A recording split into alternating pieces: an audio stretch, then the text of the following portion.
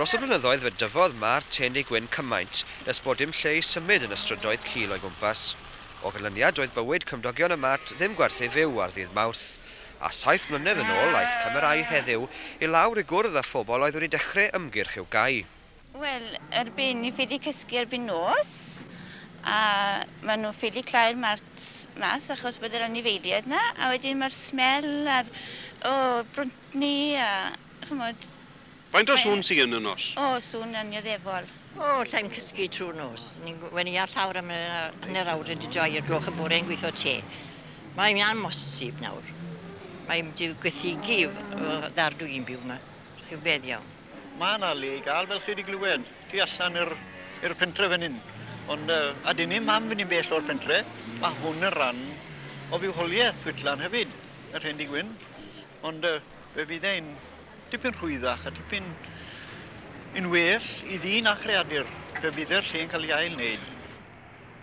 7 mlynedd yn ddiweddarach, fe gafodd ffermwyr y cylch eu dymuniad. Heddiw fe agori'r Mart newydd Hendy-gwyn ar daf. Ar gyrion y dre mae ar y ffordd i Hwlffordd. Fe gostiodd 150 o filoedd o bunnau. Y bwriad nawr yw cynnal y Mart yn wythnosol yn lle pob pythefnos, oherwydd mae'n gwasanaethu ardal eang, o'r Preseli yn y gogledd i ddinbych y pysgod yn y de. Fel yng Nghaerfyrddin, mae rhain poeni am effaith symud y Mart allan o'r dre. Ond yn ôl John Gibbon, is-gadeirydd pwyllgor y Mart, yn y diwedd doedd ganddon nhw fawr o ddewis. Wel, oedd yn weinyddiaeth wedi dweud ni bod rhaid i ni symud o'r safle bresennol oherwydd oedd ddim lan i fyny i'r hyn o'n nhw yn gofyn amdano fe. Ac hefyd oedd y lle yn fach iawn, oedd ddim lle i'r anifeiliaid. Wel, ar y safle newydd mae tipyn mwy o le gyda ni, rhyw 4 waith cymaint o le i'r anifeiliaid ac yn well i'r trafodiaeth.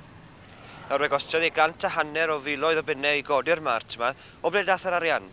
Wel, y ffermwyr o gylch ardal eang sydd wedi rhoi'r arian mewn a hefyd rhai bobl busnes o'r dre ac hefyd cyngor dosbarth Caerfyrddin. A chi'n gobeithio bydd yna fwy o busnes yn dod yn sgil y datblygiad yma?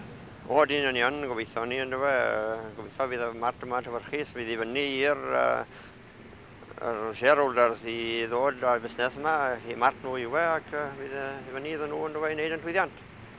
Fe ddylai fod yn ddiwrnod hapus i'r rhai fy'n brwydro mor galed i symud y Mart o garreg ei drws, ond gyda natur dynol fel y mae yna rai eisoes yn hiraethu am y sŵn, y baw a'r drewdod. Nawr i chi'n byw gyferbyn ar Mart yma, chi'n falch i weld wedi symud? Nadw.